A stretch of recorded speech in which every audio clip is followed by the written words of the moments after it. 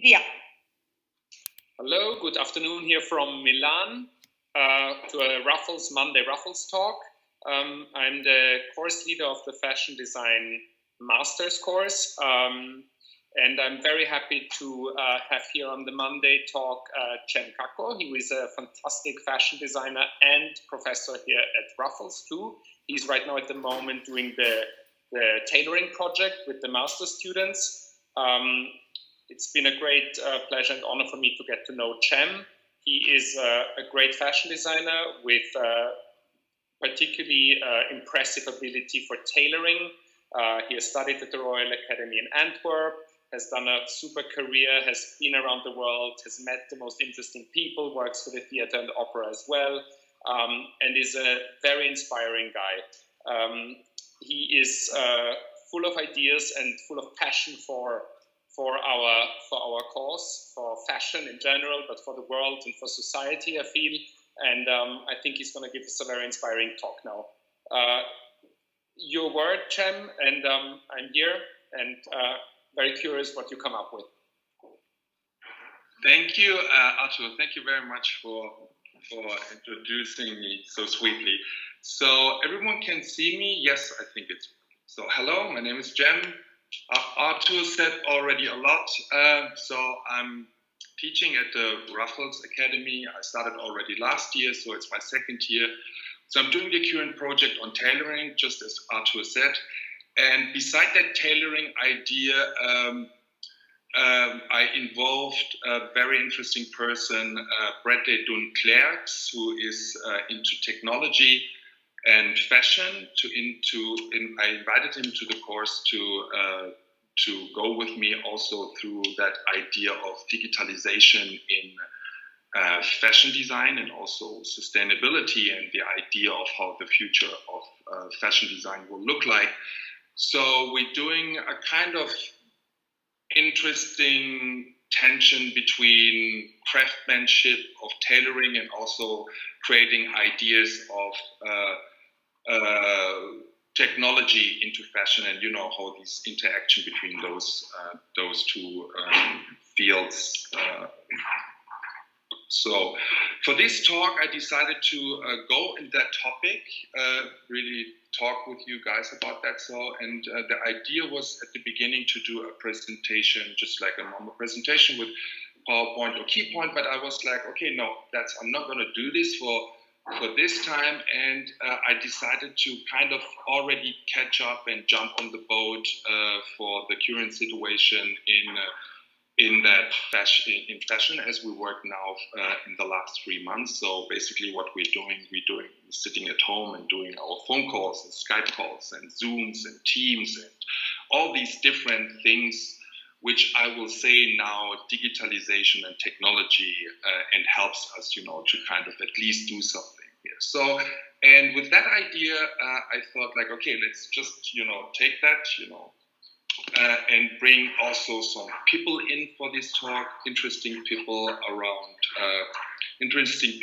working in the field of fashion, and introduce them to the talk and kind of start, a dialogue with them on certain topics. So we have Carlos Steele, who is a renowned stylist living in New York. He's also the founder of Atelier New York. So some guys probably will know about that institution, in the States. So he will be joining the talk. We will also have Bradley, of course, since we're doing the course together. Bradley is a fantastic person, unbelievably knowledgeable in the field, in the intersection between technology and fashion. So he also was the guy who started with Iris van Herpen 10 years ago and was the CEO also of the brand. So it's also a very interesting person.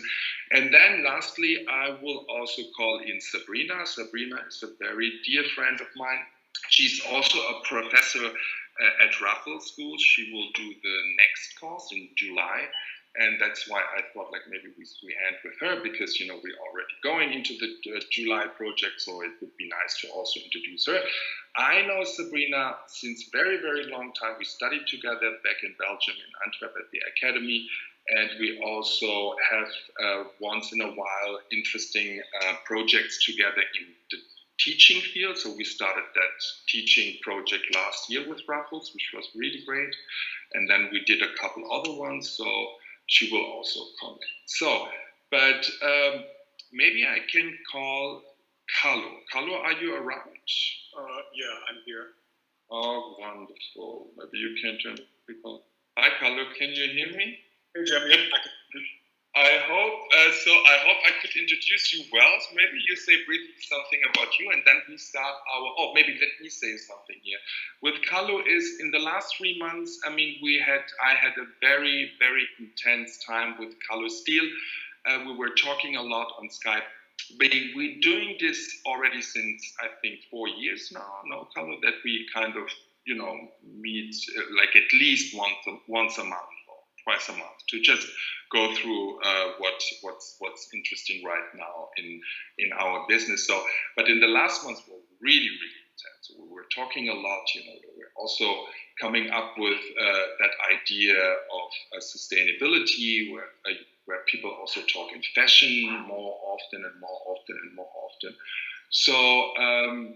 Yeah, Calo. So thank you for joining this call. I know it's, I think, 8 o'clock in the morning in New York, right? So maybe you say something you want to say. Still introduce yourself. Carly Steele. Actually in New York in 2002. I sold it in 2013, and I've been a brand consultant and a stylist since then. So, living in New York. Yeah. Wonderful. So thank you, Calo. So Calo, we talked last week also about that idea of sustainability, as you remember, and then there was, we find out that a lot of people are doing this right now, and they come up with basically everyone is just saying the same, So and we were wondering how that idea of sustainability also appears in the section of design. So really speaking about designing collections and designing garments. So what is your take on that? I do think that absolutely to affect design. It's already affecting design. So obviously there are a lot of people that are toying with this idea of sustainability. And are using things that are already in existence as a springboard to design something new. Generally speaking, that has been done mostly on a sort of a small level, but it has now reached a much larger level where it's happening in terms of big design houses. So there are 2 ways that this is being approached, but they both center around this idea of using garments that are already in existence as a springboard for design. So you have someone like, say, Marie Zare. She does a really, that's a very integral part for design. For example, she will use vintage sweaters, take them apart, insert elements from her own collection to make dresses. And she used, I'm sorry? Yeah. Can I also interrupt you? Like, don't you think that it's really interesting that her collection last season or last year was basically exactly the situation where we're in right now? Yeah. So she really came up with that mask thing. So if you look at the that show, I think it's called something with machine, something theory machine. So that was fall, but she's actually been doing this for the last 2 seasons. So it's really crazy because to see, how she really comes up with, it's just a collection made last year as it would have been done just after we know about the corona pandemic. So it's really a very visionary view on fashion design here. So yeah, very much so. And I think it's also very accurate. We're living in very unstable times. And everyone is talking about, the impending ecological disaster. but very few are actually addressing that in terms of design. So not only does she present an aesthetic vision of what that may look like, going outside into acid rain, but she also is working to offset that by utilizing sustainable materials, garments that are pre-existing. So she's working at it from both ends, and it's great, and it's she's been doing this for the last 2 seasons, so it's And on top of that, what I really like on her work is, beside that, I mean, she really also understands, as you just said it, from both sides. So she really understands it from that idea of, how to do it like technically sustainable, but also from a, and that's the point, also from a designer point of view, because, she uses all these vintage pieces, but she does it in a very, very couture, in a very, also, I would say, even in a very Chanel way, and of course, I mean, the world loves that. I mean, Paris loves that. So she's really able to not only come up with some great ideas about sustainability in her collections, but she's not leaving it there. So she's really transporting it into her process of creativity. So I really think this is great. So she's definitely one of the leaders when it comes to sustainability, and also this idea of presenting vision of what that particular world would look like. And I think that is quite important. I think that at the beginning it was sort of very easy to dismiss her previous fall collection, not this fall, but the fall before, as being fantasy. However, as we can see, living in a time with social distancing and supervises, her that fantasy was not so fantastic. You also have John Galliano at Margiela. Exactly. I mean, the collection what this did last season was like amazing. I mean, wasn't it only? It was done by vintage pieces, just stitched together somehow, and then left it in that kind of process aesthetic, which we already know from Margiela, though. But he does it in a different way, and I think he does it also very, very clever. So I have my own. I mean, we had these conversations before. I have my own feelings about him, John Galliano, working for Margiela, but he does it really, really in a very contemporary way. So I mean, and you convinced me on that. So I'm curious to hear that again. On the surface, the marriage of Galliano and Margiela seems very much at odds. But if you were to examine both houses closely, you will see that there's more of an overlap than initially meets the eye. For example, they're both historicists in the sense that they both are sort of obsessed with garments from the past. They both work under the aesthetic of deconstruction, taking things apart. And they both, Galliano is more driven by a story, whereas Margiela is more driven about clothing. Margiela's fashion is fashion about clothing.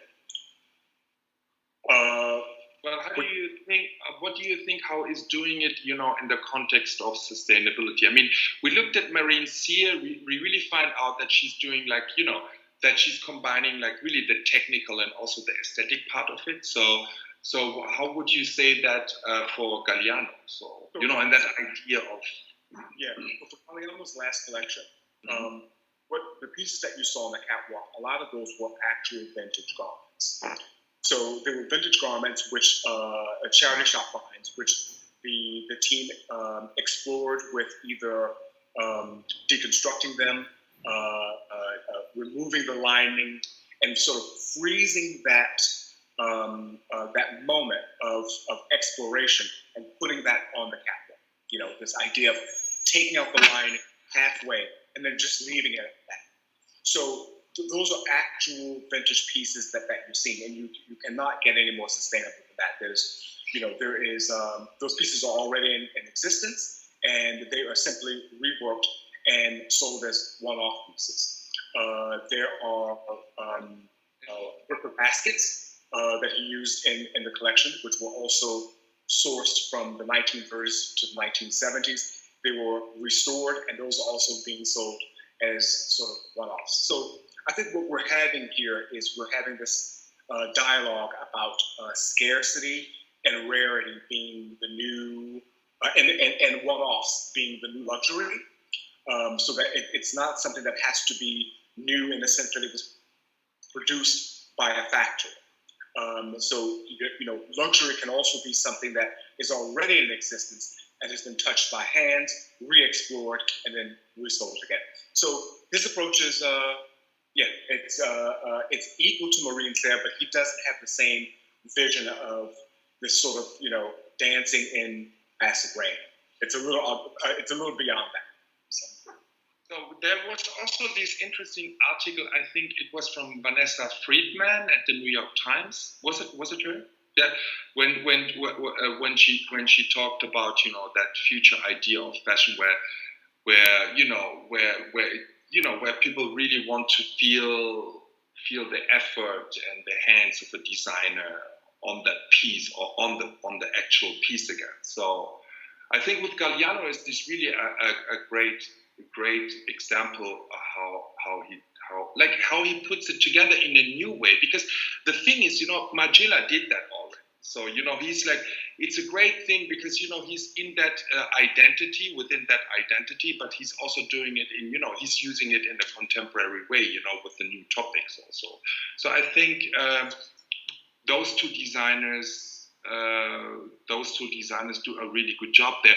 And I mean, we talked about that also last week, and you mentioned that we should, if one person does something, we should look at it. Or how was it? And if the second person does it, it's very, very urgent. And if a third person does it, it's a trend already. So we have two very good people within the creative section of the fashion industry who are starting that already. So let's see what will come. And of course, I mean, when we talk about sustainability, I mean, we must also clarify this because we're talking about that section, luxury and creativity. Because when it comes to sportswear, when it comes to performance wear, those ideas of materials, they of course bring another approach into that topic. So yes, great. There's something, and I also know that you're doing something by yourself. That it's a collaboration between Levi's and Lee about your project. I mean, it's a very. You showed me not much, but I mean, as I experienced that, it's not a collaboration in the sense of that you actually want to work with those companies, because I think that's another story. It's more an idea of bringing two very big companies, like very strong aesthetics and jeanswear together and reducing it to its absolute. Reducing it to the lines which are the most important and without any drama. But maybe you can also tell a bit about that. So if you want, I mean. Sure, basically what I'm doing is I'm working with vintage finds, very rare pieces. And these are pieces that I've collected for over 20 years now. So all the pieces are personal. There was no sourcing of anything. It was everything I had already in my possession, and I decided to. So some of the pieces that I have are quite rare because of the 1950s or the 1960s, 1970s. It's different denim, what have you.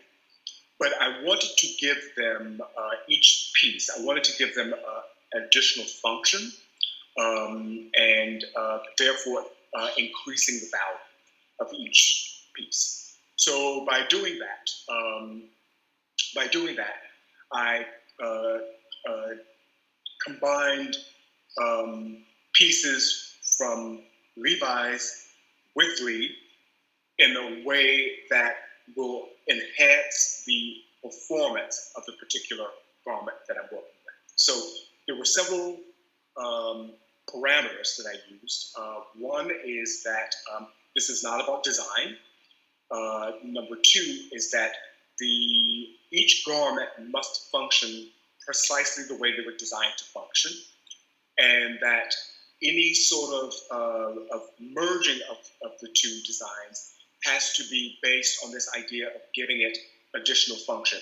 Usually that's played out by pockets, although that it isn't as simplistic as it sounds. So so I've been sort of doing that. I've done 6 pieces so far, and it's been really, really fulfilling.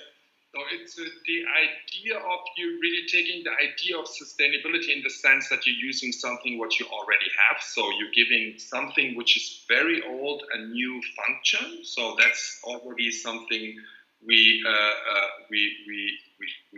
that's already something very sustainable, because the most sustainable way is to just use what you have and not buy something new, and even not redo it new, because also when you redo it, then it takes energy and it takes water and it takes so taking something very old, doing it new, but also incorporating the history also incorporating the history of a brand, and the history of actual product like denim products into your design. So I'm very happy that you're doing this, and I'm also very curious to see when it's finished. And I think, I'm not sure what you're going to do, but I think you're going to do an art exhibition, and that's it. So it's not for any commercial big reason. So it's more like really to express your aesthetics, and also like your aesthetics in a contemporary way, using all those topics. So I think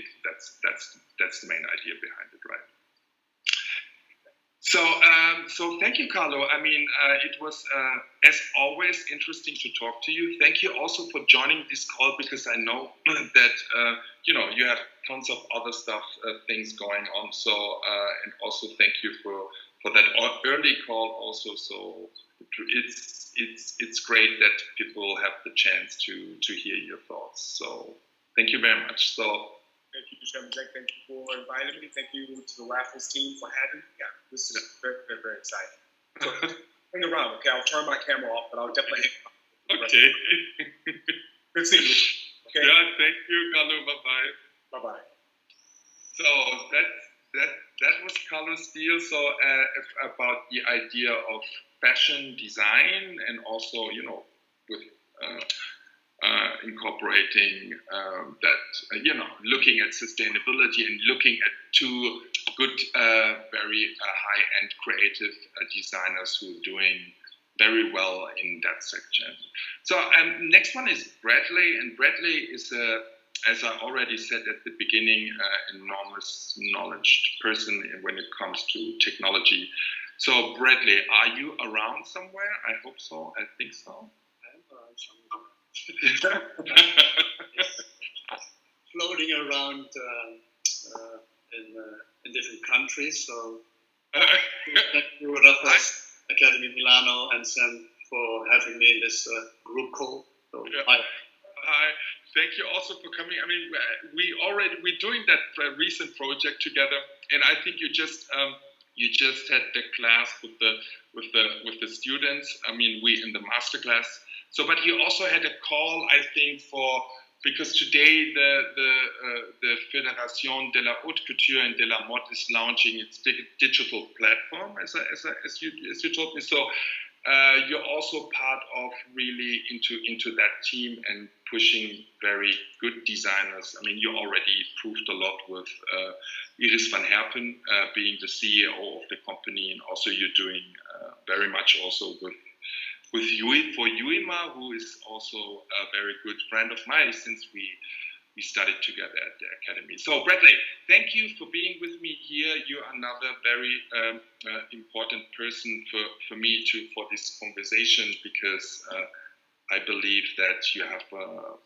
what you have in your mind and your ideas and your thoughts must be something what people should hear as often as much as possible. So I would like to talk to you about technology, of course, and also the idea of digitalization, and maybe if it's somehow possible that we could maybe focus while talking about that topic in new professions which could show up in the fashion industry in the future, just by how we're practicing it in the last 3 months, technology, what can happen there. So maybe you can,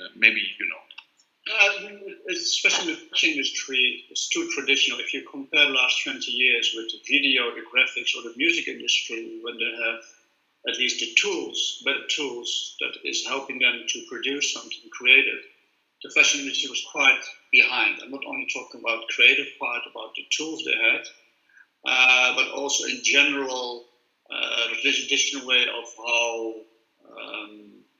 designs has been crafted or being used. And that was always a big gap till now. And that's the reason why now slowly the academies are using digital tools. We now are open-minded to use different kind of orthodox machinery and technology to embed that even in crafted environment. And it is slowly, it takes some time, and fashion is still way behind in that one, comparing to the architect industry, design industry, furniture industry, all kind of industries where the creative people, at least, or the engineers, has better tools. And because they have better tools, the better understanding and how to use technology in the output. And now the industry is really shifting. Most of the students are using now all Photoshop, Illustrator, all kind of stuff to express themselves in collage. But even a simple digital mannequin doesn't exist yet.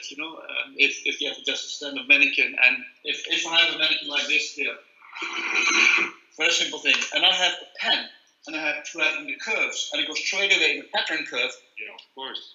It doesn't exist yet.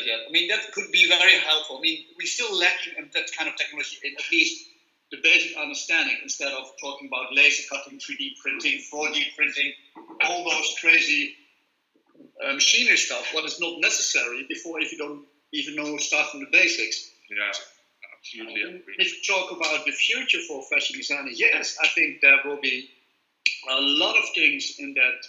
Technology also has the downside of not being narrative or storytelling. We need to, in the fashion industry, we have storytellers, and we have an original idea, and we discussed about the momentum in time and be inspired by it. And technology and craftsmanship, it can be very conflicting or can be very helpful. And at the end, the human decides the output.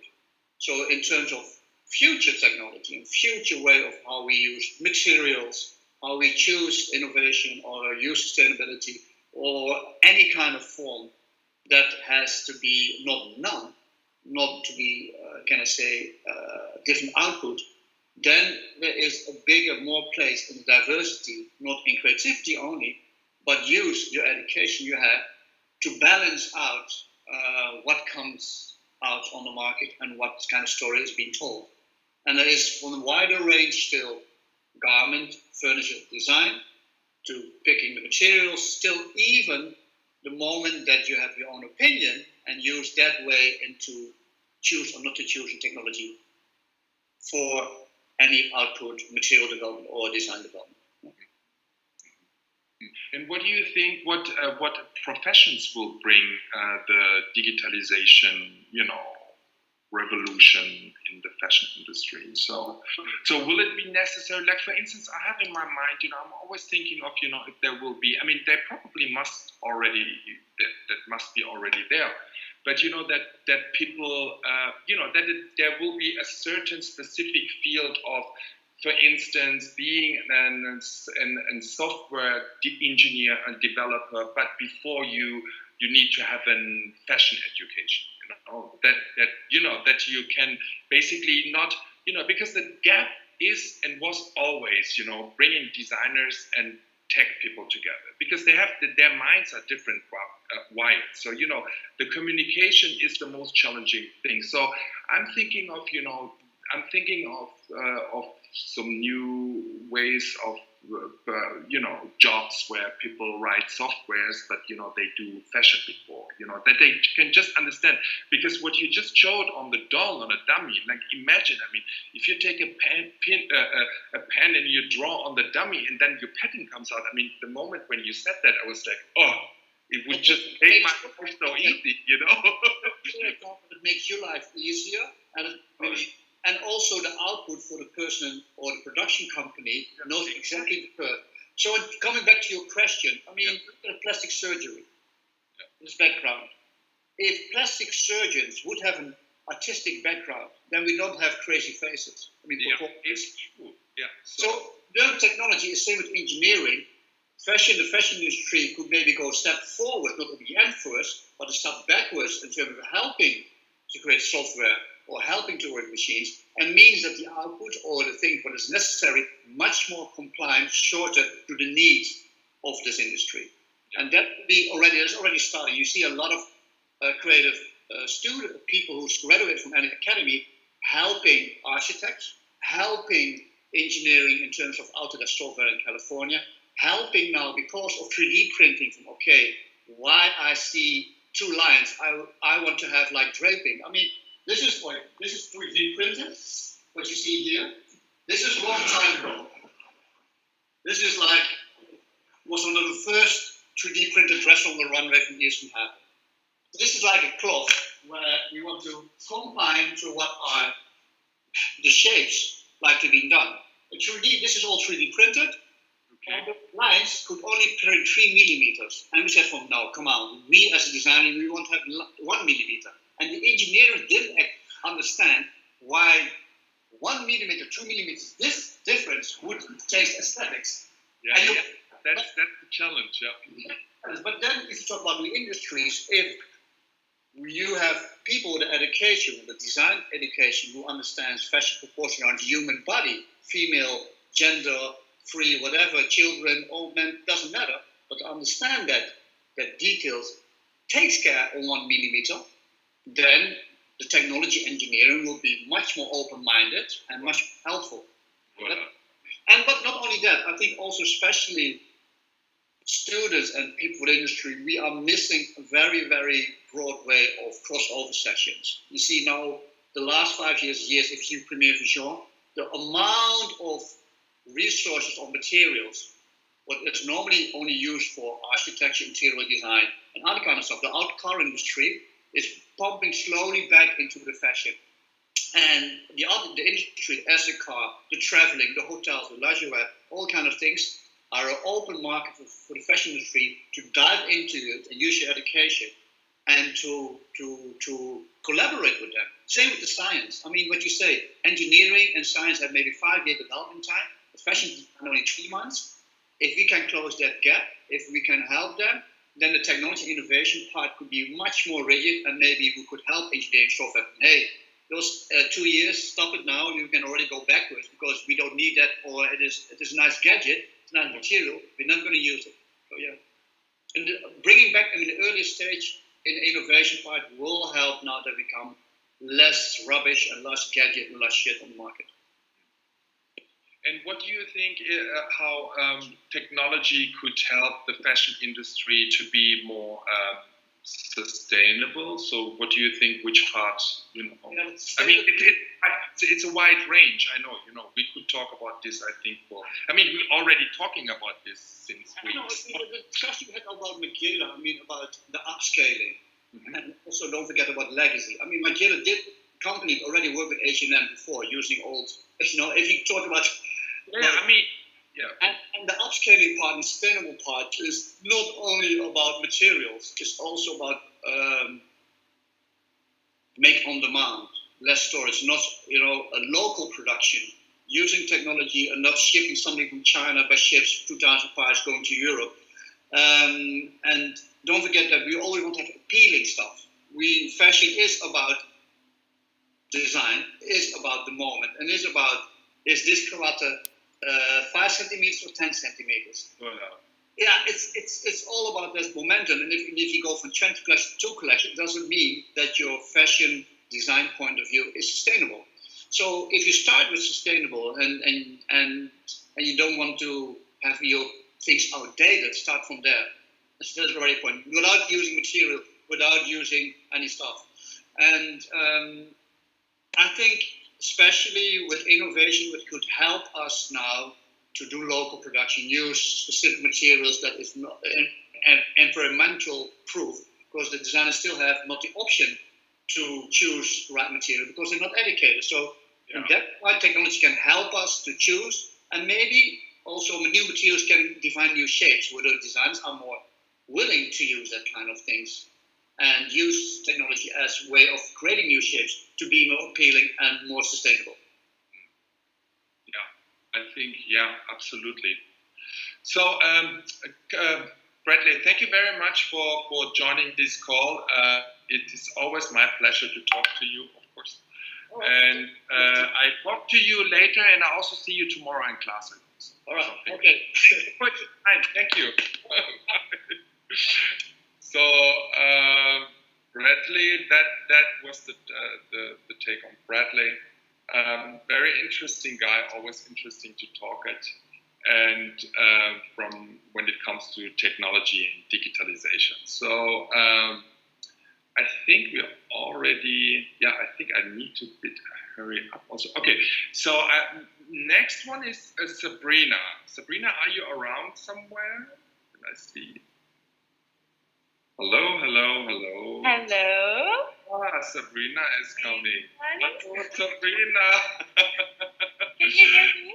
Yeah, I can hear you very well. How are you? I'm good. Just around the corner. Yeah, just from the corner. So also thank you for joining this talk, and I'm sorry actually for making everyone crazy here a bit in this today and early morning somewhere around the globe. So, but I really felt doing it in that way, because that's just what we're doing all the time right now, and what we name working on fashions these days. So I thought, that would be the best to just continue with it, to give an idea about how things are going. So, Sabrina, you are also a professor at Raffles University. We did the course last year together. You will do the project for July. So maybe, we know since very long time we studied together at the Royal Academy of Fine Arts, also in Belgium. So what is your take on sustainability? Yes, thank you so much for having me. I don't know how I can attach myself now to the screen. I hope that people can see me. How are you on? Now people can see you. Yes? Yeah, okay. You don't need to do anything. You're live right now. That's great. So thank you so much for having me, and so much for the talks already. It was such insightful already from everyone. To have Bradley's talk, you made such a nice narrative in really having us next to each other or after each other, because my main take is also from going from Bradley, from the kind of localization of design and to join design and technology. I think one key theme also towards sustainability is collaboration. So when I see it, what's happening now, and also how we can manage to close the gap of overproduction, of too much waste, of actually this kind of baroque times of really overproducing, having everything there, but actually too much, as we see it now in the stores. The things are not needed at the moment, and then the time is already over, and what do we do with it? So what I see in the future is something that is done before. I think the future is already now. So people like Michael Braungart with Cradle to Cradle are already designing the technology to have that the resource we have, if it's a fabric or it's a polymer becoming a fabric. We have the technology that our seam garment is becoming again a garment. So our goal should be really to have things in full cycling. So I cannot say anymore as a producer, oh, I don't care where that thing comes up, and I give all the responsibility just to the client. Because I think in designing, especially with clothing, we really need this approach to think about the whole full cycle of a resource. With all its trimmings, with everything can be taken apart. And this is including the client. So the client needs more transparency because, and we have the technology, for example, through blockchain, we can put a protocol next to every product, actually, with a QR code, and you can really see where that stage was from your product, where was the resource, and in which company, and where was what happening, and how was it even transported. So there is actually full responsibility and a full transparency of what I'm at a client, because we are at the same time often, we are creative and we're designing and we're consumers at the same time, so that this whole circle of consciousness is including everyone.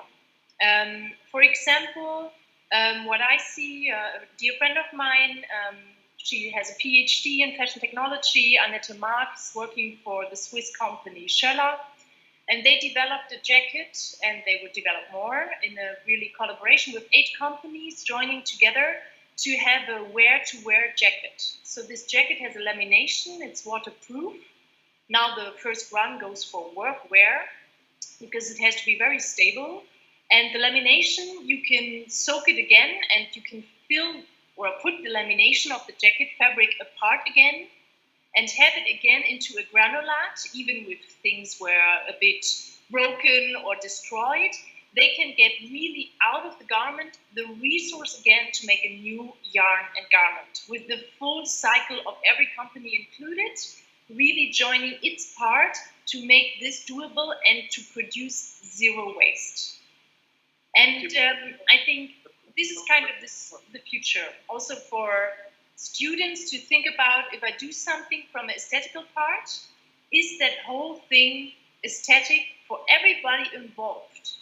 The person sewing it, the person like kind of making the transport, how long is the transport, going to the next station, or it's colored or everything, and how is that garment going back again into the cycle of becoming a resource. With wear-to-wear, for example, they make it that you have a percentage of money you get back if you bring in your jacket and it has a chip, so it also can be fined if you would give it and donate it. It would be fined back to get back into the cycle of production and never becomes a piece of waste and never lands in our ocean. But isn't it, I mean, I understand that idea of, working in the chain and making things transparent and really looking of every single one, involved in that process. But, about that wear-to-wear jacket. So if they do out of that used jacket a granulate to use it again for another jacket. So, but is it not also, seeking energy and water and all those things, which is also, not really sustainable to do it? Because I understand also the idea of, taking old garments, making a thread out of it again, and then, spinning it again and just do another, just using what is there already to do a new garment. But I mean, there is still so much resources we will need, like energy and water and obviously. So what is the idea? So that concept you explained, is that also thinking in that direction? Yeah, my child is around. Just a second. So Sabrina is with her son. So also thank you, Sabrina, that you having this talk to me where you also have this big break here. Yes, I get your point totally. Because I understand, I mean, that's what I'm saying. I understand that idea of going around the circle, but you still need to go that circle. I mean, so yeah, you have to go that circle, but for the moment we go it, and we don't close the circle. So many companies are busy with overproducing fabrics and even producing fabrics that are not wanted and that are not changeable anymore. So with that wear-to-wear jacket, you make a new design out of the resource without creating waste. And I think the most important thing is that it's not landing in our nature. If we could have a resource, and it's like a wool, it's a cotton, and I think there's also many problems around that to make it really organic and to not have so many chemicals. I think if you can control this without having it to really explode, if you can make it like on request and you control the whole cycle, you can really reduce, I would say, the manageable waste of something. You can really plan, okay, we have so much energy for this, making this jacket and making the full cycle, even using water and something, but we have a control, and if many companies would join together to control this, we would everywhere have full cycles, and we don't have the problem that are like ocean are wasted with pollution, because even the resource that wear-to-wear is using, for example, is like ocean plastic. So you come already from taking waste where there was so much overproduction, there was already so much waste, like energy using and making plastic bottles, for example. And if we want to change that, we need a new technology, and we need more people to change the whole consciousness of the industry. Because then you don't have anymore so many companies that are all overproducing, but if they all would produce more controlled and more on demand and more with including the client and the request of the client already in their production, like Bradley said, then you don't have this. I think in the end you would save resources and energy. Yeah. Because we don't have stores filled with like millions of clothing that we don't need. I think we have to get away from this baroque approach of having everything at the time, because this having things also making local gets us away, because we have the technology also with 3D printing to make so many things on demand already that are very, very special that we don't have to do in mass production. I think the time of mass production is kind of really over, because we can do things more local, and even though the wishes that clients have, we can already fulfill them with the technology we have. We don't have to go into long cycles of overproduction, then sending things around the globe twice to get them soon sent back into the store to get them labeled and packed. I mean, this kind of craziness has to stop. And I think when companies that are local, like the Swiss company is asking like international, but like German companies and Austrian, so they all kind of stick together. So also when that local companies would do, or companies would be built up locally, there would be full cycle, and people would have their demanding clothing, or would have what they want. And the designing, like Bradley also said, when the technology advances, the thing of shape becomes a new question. If you then also already include the client into what you're designing, it's very interesting. Yeah, I can understand all this, and it's very interesting Francesca, if you have. I think we have 9 minutes left. Sabrina is gone because the sun is doing crazy things. So we need to cut, or okay, we need to cut. So okay, I just heard that we already spent. And hi, Sabrina, you're back. I mean, I just got the note that the time is. The time is gone, and we must stop this conversation. But of course, we won't stop. Like the people, we talked. I mean, we will still talk on these topics. And thank you, everyone, again for. Thank you, and having this very interesting conversation. So my part on this talk was really just as Sabrina said, because I think she made a very good point here, is that a very sustainable idea is in working in teams together, really working as in a collaboration, as that creative minds from the industry and also from other parts come together and just look for something new and create and find, just reinvent the world anew. So, and I believe in collaborations and working together as well. So that's why I wanted to just do it that way instead of just going through the slides. So Arthur, I'm not sure if you're still around. I think yes. Bin immer da. Hello. I never went away. Yeah. So I heard I must stop talking now. So yeah, I think we're through that now. I can't wait to meet you in person. I'm very sick of this virtual world. I'm a person that likes to hug, so I hope to see you soon in Milan. Yeah, I hope to also see you soon in Milan. Thank you again for inviting me, Raffles University. Thank you, Arthur, for being such a great leader of the fashion department. So it's really fun to work with you. Thank you so much. Ciao, Jen. Bye-bye. Grazie.